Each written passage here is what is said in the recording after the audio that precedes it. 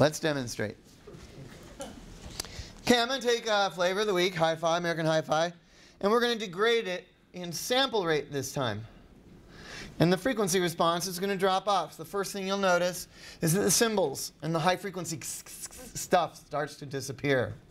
Okay? And then the lower frequency stuff starts to disappear. Then it sounds like an AM radio broadcast. Then it sounds like it's coming over your cell phone. So, not terribly exciting. Here we go. Let me set it to the...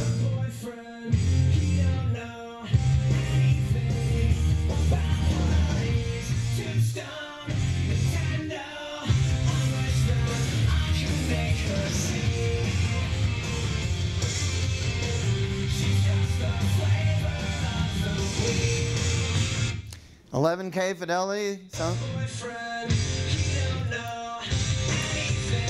it sound worse? A few of the cymbals are gone.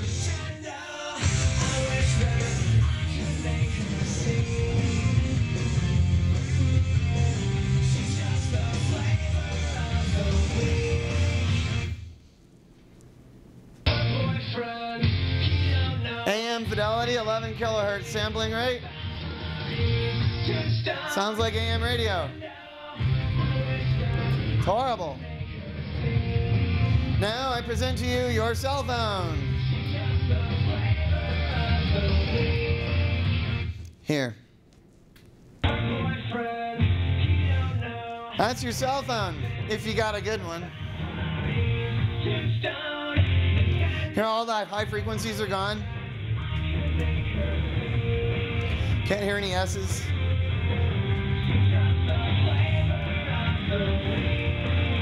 What are we missing? What are we missing? That's what we're missing.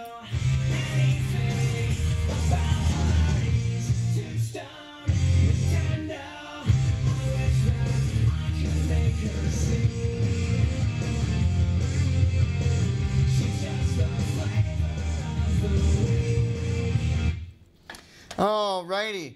Now there's two ways I can compress music now. I can drop it from 16 bits to 8 bits and get half the data. Or I can go from 44.1 kilohertz sampling to 22 and get half the data. Question is, which one sounds better? Let's see if we can eke that out. I'll play track 2 next to the 8-bit version. This is the 22 kilohertz sample version. Notice some of the high frequency cymbals are gone, but you might be willing to buy it. 8-bit.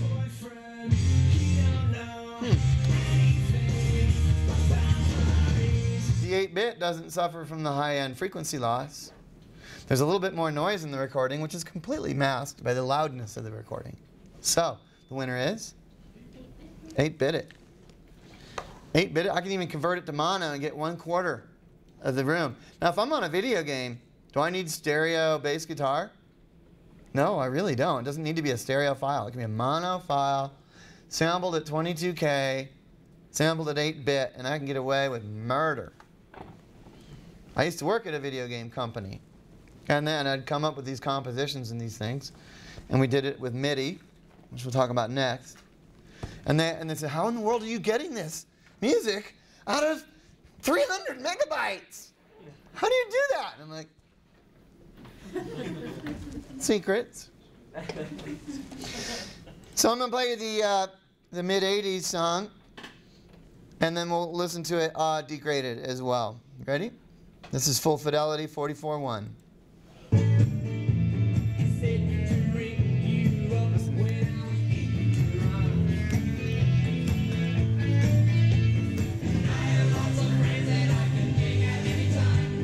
My famous note here, ready?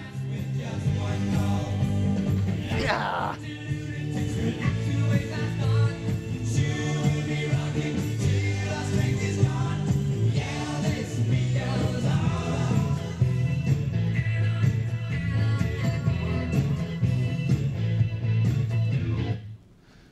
$11K.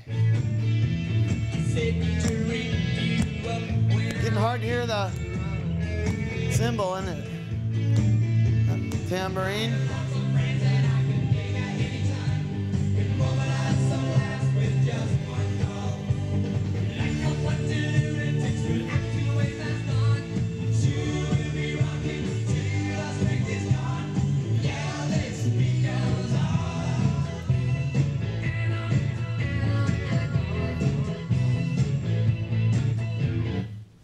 Ooh.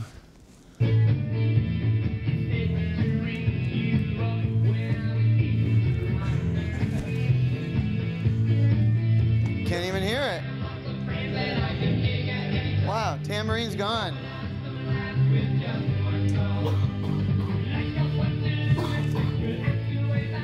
Where to put it now?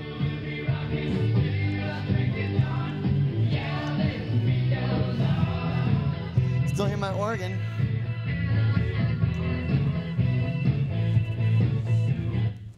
What about cell phone? Hey, Mom! We got a new record coming out! Here it is! And Mom's like, sounds great, Johnny.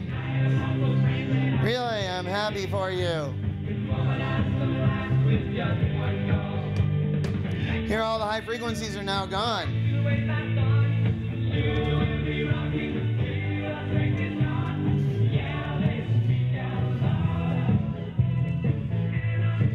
Oh.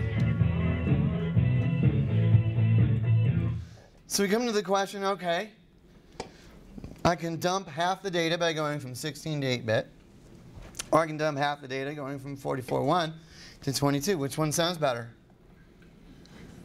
I don't know. Why don't we try it? You ready? This is the 22 kilohertz version of that song. And the 8-bit.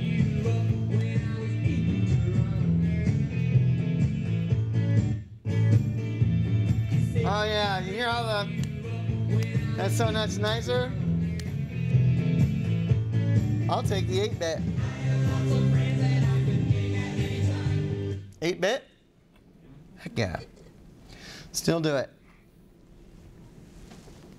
What about when we do this thing to orchestra? What happens? Let's find out. Get out Beethoven's Fifth one more time.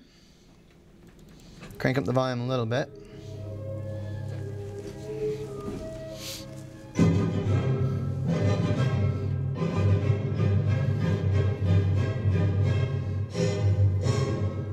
Now I'll drop it to FM quality.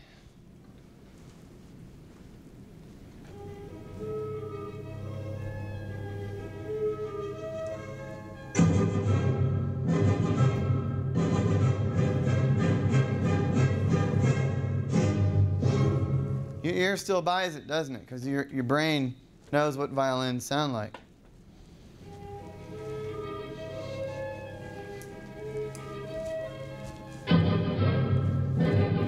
Okay.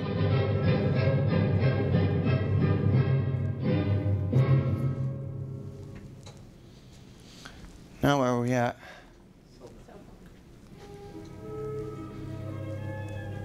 Even the cell phone isn't horrible.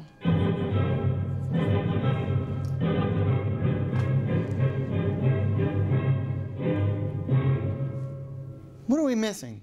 All those high frequency overtones of each instrument, which your brain kind of substitutes in anyway. They're a little cleaner and crisper, granted. But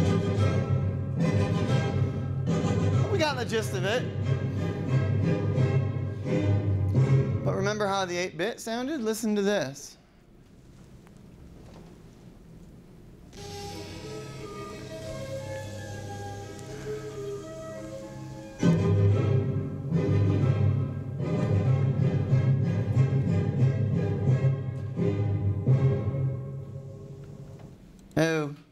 Oh, no way. No way 8-bit on classical music. I would go to 22 kilohertz sampling, maybe even lower, and get away with it. So isn't that interesting? Pop music and classical music have two totally different answers as to how you might go about compressing them, because they have two very different results. One's acceptable in one domain, one's completely unacceptable in another. Isn't that crazy? So the same processing is not appropriate for the same piece of music. Okay? Interesting. Well, there's one last type of compression that we'll talk about, and it's called what? Basically, MP3. Anybody heard of it? If you haven't, please drop this degree and go somewhere else. MP3 uses an entirely different approach to the compression of music. It neither relies on just sampling it at half the rate or sampling it at half the bits. It actually performs a psychoacoustic analysis on the music. Anybody seen a musical spectrum of an instant of music where the spectrum of the meters is going up and down? You know, the music might be quiet. I'm drawing a frequency chart, frequency bar chart. And it has, if it's playing an A440, well, there's A440, and you can just see, you can tell what key signature a song is in just by looking at its frequency chart. And there's its harmonics, you know. And then stuff will come up, and then it'll be dead in some areas. Okay, and then come back up. It's a frequency chart, okay? And this would be from, 20 hertz all the way out to 20 kilohertz. Now for MP3, this is a psychoacoustic compressing algorithm, okay? What it does is, well, let's see, I'm going to refer back to the 1950s when folks were researching the subject of psychoacoustics, and they discovered a subject called masking. And they found out that two frequencies that are really close to each other are not perceived if one is louder than the other one. In other words, here's a loud sound right at 440. Here's two softer sounds at 335 and 445. Are they heard or are they masked? They're masked. So by methods of Fourier transform, they get rid of this one. Get rid of it. And get rid of that one. And keep this one. What about this one? Here, we keep that one. It's the loudest in its vicinity, right? So we can get rid of that piece of data, that data. Heck, we can get rid of all of these. You're not going to hear those. That's way louder. They say the masking effect, the louder it is, the masking effect goes out like that. And so you can get rid of frequencies. If it's a really loud trumpet, you won't hear anything else but the trumpet, pretty much. So they throw it away. You're not going to hear that stuff or that stuff. You're not going to hear that or that. You're going to hear this one. Okay? Those are the three notes that they put together that will, in that instant, make the music sound as close to what your ear in your brain will interpret as, hey, it's the same thing. You know? This is, as far as your ear is concerned, the same as all of that. So, the point is, why reproduce all of this crap? Okay? If you don't have to, because your ear won't hear the difference. So throw it away.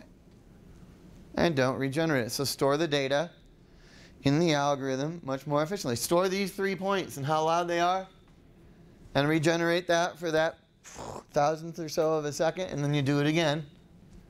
You do this procedure over again every second, every millisecond actually, and you generate the waveform, and it's highly, highly compressed.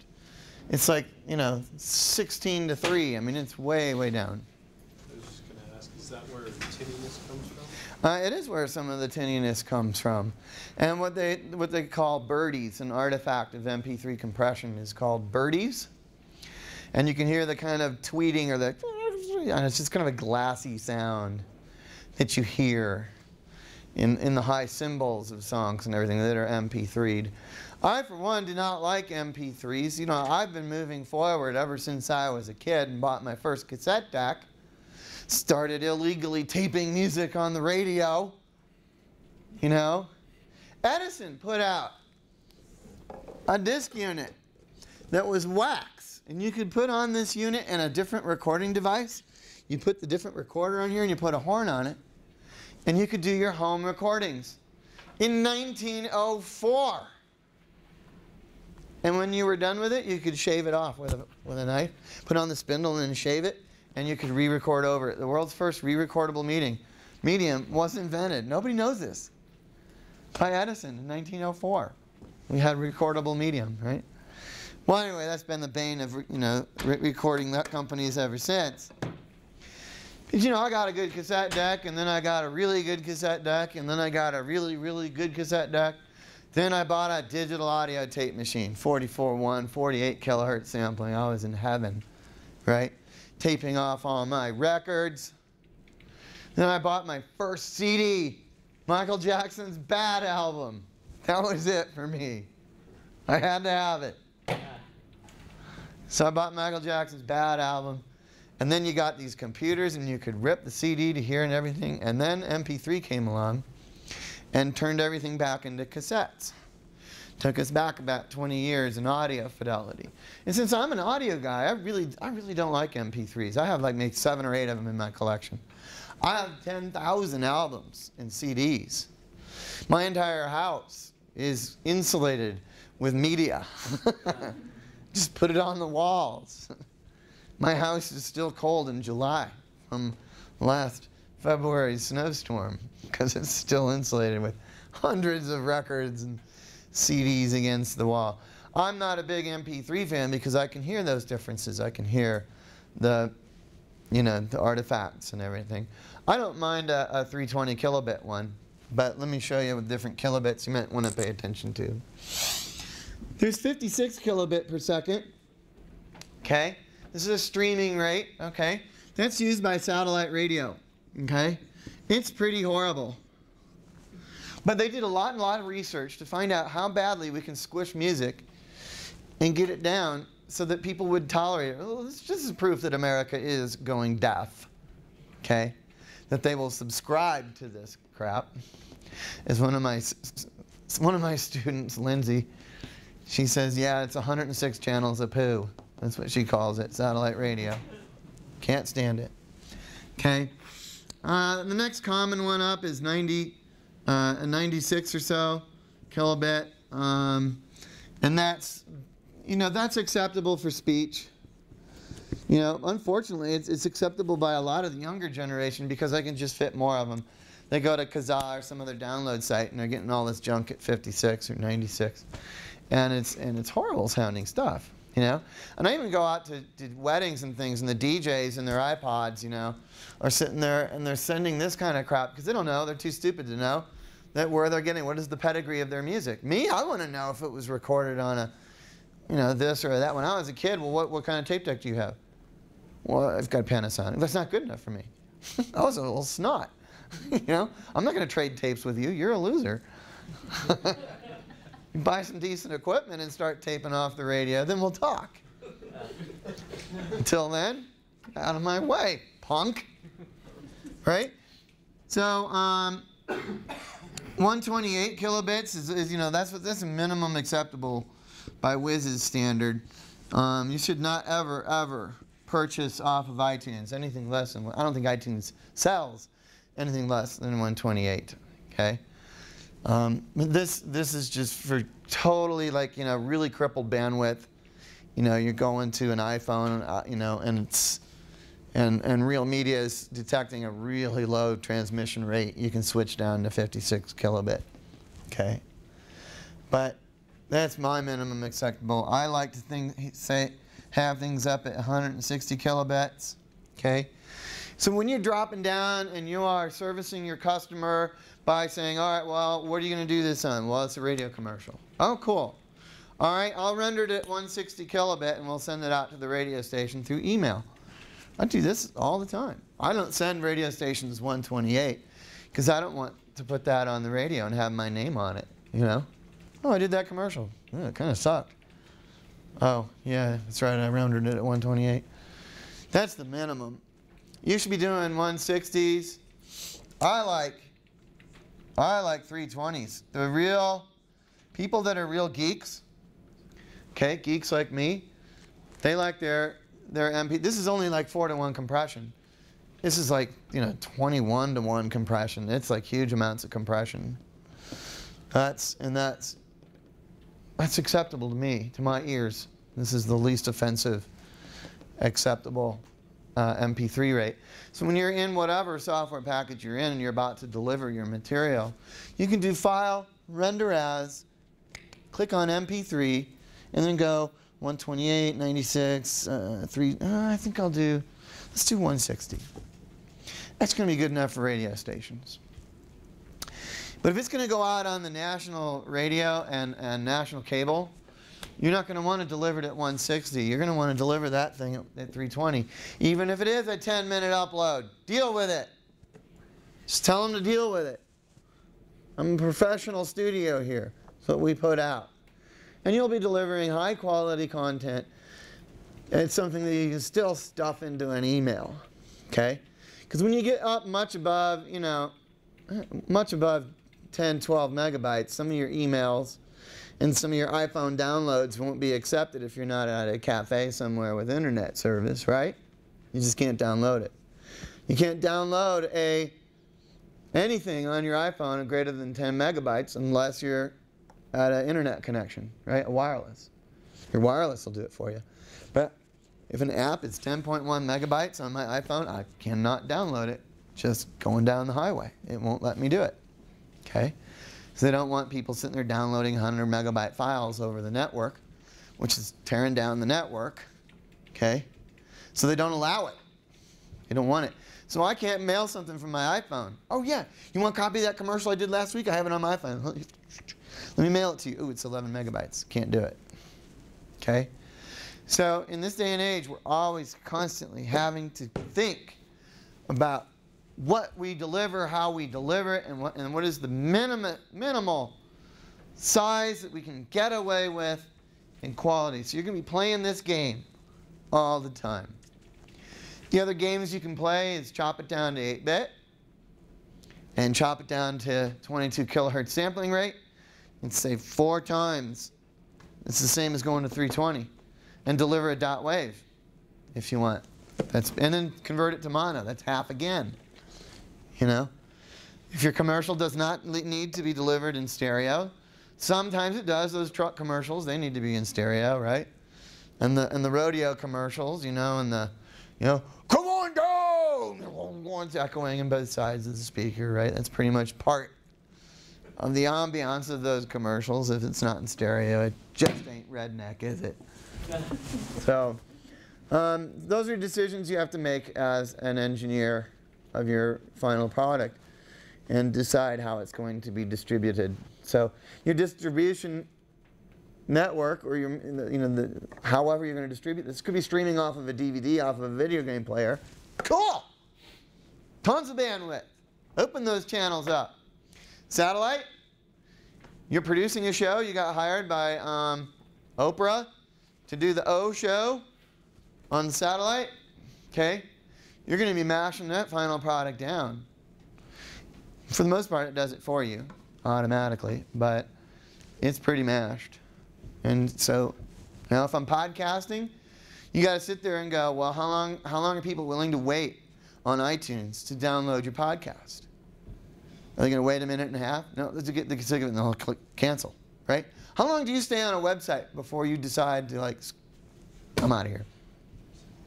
How long? You go to a website, you wait for it to download. 3, 4, and done. I'm pretty done at the 4th or 5th second, right? If I don't see activity, I'm like, next email.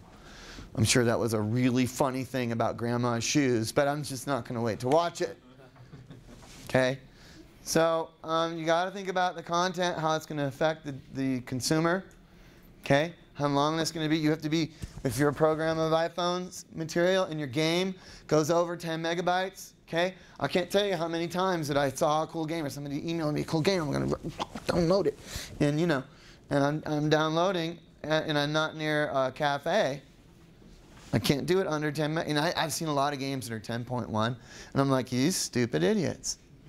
You just lost my 99 cents. Right? But you do that a million times and you've lost a lot of business. If you were just a little bit smarter and you did this instead of that, or cut your sample rate down, you'd have got it down to 9.9 and you'd have just upped your sales by probably 2x. Because the people that aren't sitting at McDonald's with a Wi-Fi or Starbucks coffee, You know, if you're not there, you can't download it. That is the end of the game. It's an end game. Okay? It's a brick wall. You don't meet that brick wall, you don't make money. Period. It's a really weird segment of the industry, the iPhone thing. But it's like, get it under 10 meg or forget it. You know, and if it's not under 10 meg, make it 30. You know, if you're going to make people to wait, you know, to get into a Wi-Fi area, make it 30, make it 40. Get the polygon count up. Make it 320K. Make it sound good. Make it rock. Make it stuff up a little of their iPhone. Apple will love you because then they'll have to go get the 32 gig version, right? So you might as well rock out. Okay? If you can't meet one deadline, meet another one. Open it up. Make it sound good. Make it better. But always be thinking of your delivery model because that's really important. Okay, we got a little bit of time left, so I'm going to just cruise through. Talked about digital file compression. Extraordinarily important stuff. And very, very briefly talk about MIDI. One of the ways I used on my video game to get such great music with such little bit of real estate on that disc was I used MIDI, which is called Musical Instrument Digital Interface. Okay? Musical Instrument Digital Interface. Okay? MIDI. MIDI is a different animal than audio recording, and it can be super ultra efficient. Okay? Because it contains no real sample data. It doesn't have a waveform that it's sampled. Okay? It's got a note on, note off. Okay? In fact, note on, this loud, note off. That's all MIDI is. What note do I play? A440. How loud? 125. Bang! And it plays a what? A sample. Okay? Plays a sample that I stored on the CD or the DVD of the video game. Or my on-stage keyboard. You know what? I have a keyboard from the 80s that I love. Late 80s, actually early 90s probably. But I love it because it's a sampling keyboard. It's really, and it still works. I still use it. The only problem is it's got 16 megabytes of memory. Back when 16 megabytes of memory was considered, wow, you have one of those keyboards? You are cool. So I'm the coolest kid on the neighborhood with my 16 megabyte keyboard. I can store anything into that thing. I got organs in there, violins, violas, cellos, bass guitars, drum kits, grand pianos, and it's all on stage. The only problem is the minute I load up a grand piano, it wipes out all my memory. So I'm like, huh. So I can't play a grand piano and a bass guitar at the same time. Bummer. So I got to thinking. About this stuff. I'm like, well, my bass guitar doesn't need to be super high fidelity.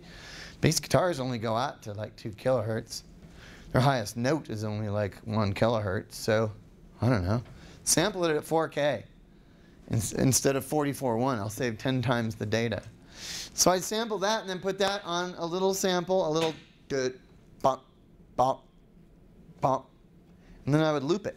Bah. So if I want a longer note, just loop it. Bah. So the MIDI goes strike note, down, bah, for however long I wanted, and then off. Now that didn't cost me 30 seconds of actual waveform sample data. That cost me a little bah, sampled at 22K, 8-bit, 1/4 of its original volume. And I'm just playing MIDI notes. Bop, bop, bop, bop, bop, bop, bop, bop, bop, bop, bop, bop, bop, bop, bop, bop. No problem. And I'm using all just one little tiny sample that I pitch shift and assign to the next key over. Pitch shift it down, assign. So I got an entire bass guitar stored for this little tiny bit of data. Done. Okay? Grand piano, I do the same thing to it. I turn it to monophonic. I do it at 22 kilohertz. It's now 1/4 the size. Chucked into track 8. So I kick on track 8 and I'm playing the piano, you know. And you heard me playing that record in the middle, right? The keyboard, you know. Did you notice how I had a piano sound in there mixed in with an organ sound? Okay? Hear that? How could I do that with a grand piano that sucked up my entire keyboard? Well, when I went on stage with them live, I'd stick the organ in track 3 and click on track 3, play the organ. And then when I got to those notes, I'd go over here, click on track 8, and then go ding, ding with the piano notes. And then go back up here with a third organ, a different sounding organ, so I could play those high notes. And I had all that stuff on one keyboard. Or for you video game designers, all that stuff on one disc. Why? Because the stupid Polygon department sucked up 98% of that disc, and that's what you're left with is audio, people. Okay? But with MIDI and all those clever tricks, I was able to compose, you know, bum bum bum bum bum bum on the piano, bass guitar, had a whole drum kit. When I got my keyboard fully loaded, I can have an entire drum kit on stage, the bass guitar, the guitar sound, 3 different keyboards, you know, and maracas or something. Got 8 channels of stuff that I can play, all at one time, depending on which musician didn't show up that night, right? So I became a fairly handy member of my band. When somebody didn't show up, I just pulled up their instrument, and I play it with a MIDI keyboard. I'm just playing a note, note on, note off. That note on can be 15 minutes, okay? 15 minutes would have cost you 300 megabytes in stereo, 24-bit. But in MIDI, it was 8-bit. On, off, on, off. That's what MIDI is. So you got to get it straight in your mind that MIDI is a very, very different animal from audio recording, but we do use it. It plays samples that we store somewhere else. Now, if anybody knows Arlen Card, he's our new guy that we hired on as our audio professor. He is a composer. He composes music for film. And he's got a keyboard just like I've got a keyboard. And he's got thousands of orchestral sounds stored in a hard disk that he bought for some online sample library. So he can call up violins, violas, you know, different brands of violas, you know, and all kinds of stuff. And he can create an orchestra. And when he actually puts it into the keyboard and plays the notes, he's storing maybe, you know, he takes it into a thumb drive and he's storing maybe a 50 kilobyte file. That's it. You know, not a 300 megabyte file, 50 kilobytes. So MIDI comes in real handy when you're doing video games and when you're doing composition in modern day, when you compose for a film. Unless you're a really big budget film, and I mean 35 million or more, the music created for that film has probably been synthesized or looped from a MIDI keyboard. Okay? So that covers MIDI in your book. Now we do have an entire class called MIDI Fundamentals that you can take as part of a credit of our program. And it's taught by Dr. Martin Pond in the music department. So you'll get that. So a lot of these advanced topics like Fourier transform theory I teach in my audio signal processing class. We have a MIDI class specific for that. And in the Audio Essentials class, we talk about capturing and editing digital audio. Okay? And that's your chapter 5, I believe. Do you normally go into chapter 5? We just do it. We just participate in it. Yeah. It's probably time to go. You should let him ask a question. Yeah. So since we've covered all that fun stuff, yeah, let's take questions. Anything that you want to ask that you were afraid to ask the Radio Shack salesman for fear that they would get your address? What? You said that you didn't prefer the MP3. What do you prefer for your music when you listen to it? Well, I like a dot wave, or if I can buy it on Blu-ray or DVD audio, I'm a happy camper. If I have to download something, I prefer the physical media. The media where it has the highest possible fidelity, because I want to hear those hi-hats. I want to hear all that. Because my ear's constantly listening for, you know, how real does it sound to me, and that don't cut it for me. So, you know, my entire hard drive, my whole iPod, I've got like 7 or 8 of these that people sent to me. They're like, dude, you got to check out this music. And I'm like, yeah, you're right, dude. That is the best song I've ever heard. So what do I do next? I go to half.com and I buy the physical media. I want the 44.1, baby. You know what I'm saying? So that I can't stand. I don't even want it in my iPod. I don't want it shoved in my ear. It just bothers me, you know? It'd be the same as a cinematographer, you know, looking at his Red camera, you know, 4K work, and looking at it on a monitor that had, you know, 200 lines of resolution, you'd just be depressed. You know? It's like, my great work is on a 2-inch monitor. Crap, this is how people are consuming media these days. No, at my home, it's a 58-inch huge screen TV. You know, I want to see every pixel. And I want to hear everything I possibly can. So I do recommend 160 and better. Sometimes you pay a premium on iTunes for the higher sample rate. Weird Al Yankovic released his new album, and you can download it.